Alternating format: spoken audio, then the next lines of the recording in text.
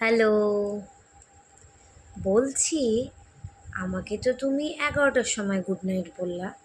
তারপরে দেখছি 11টা 1-এ তুমি অনলাইন ছিলা। ওই 1 মিনিট কার সাথে কথা বলছিলা তুমি? শোনো, তোমার ফোনে কোনো মেয়ের নাম্বার থাকবে না।